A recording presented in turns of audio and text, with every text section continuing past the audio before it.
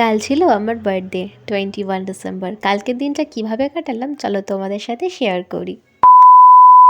High, I am Kankana, welcome back to my channel.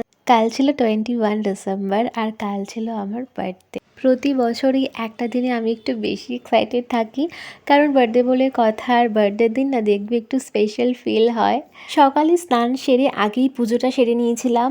আর এটা হচ্ছে আমাদের ছোট্ট গোপুর সোনা, একটা নয় দুটো। আর সেদিন না প্রচুর ফুল এনেছিলাম, কারণ আগের দিয়ে ফুল ছিল, তারপরও আমি সেদিনকে প্রচুর ফুল এনেছিলাম। বার্থডের দিন শুনেছি নাকি নতুন ড্রেস পরতে হয়, আর আমার না একটাও নতুন ড্রেস তোলা নেই, কারণ তোলা থাকেও না, আমি সেগুলো সব কটাই পরে ফেলি।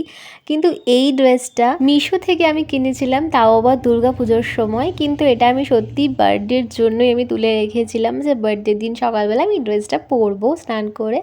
এই ড্রেসটার লিঙ্ক তোমরা আমার কমিউনিটি পোস্টে পেয়ে যাবে, আমি সেখানে দিয়ে রাখবো। ভীষণই প্রিটি একটা শর্ট কুর্তি প্লাস টপস, তোমরা যেটাই বলো না কেন। একটা মিনি ভ্লগে তো একটা গোটা দিনের সব কিছু শেয়ার করাটা সত্যি পসিবল নয়, কারণ টাইমে একদমই হয় না।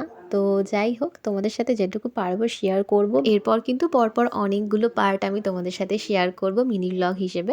তো আমার রুমটাকে খুব ভালোভাবে আমি একটু গুছিয়ে নিলাম, আর আমি না রুম ফ্রেশনার হিসেবে ইউজ করি রেইনের রুম ফ্রেশনার। এটা কিন্তু ভীষণ ভালো, আর অনেকক্ষণ স্টেও করে।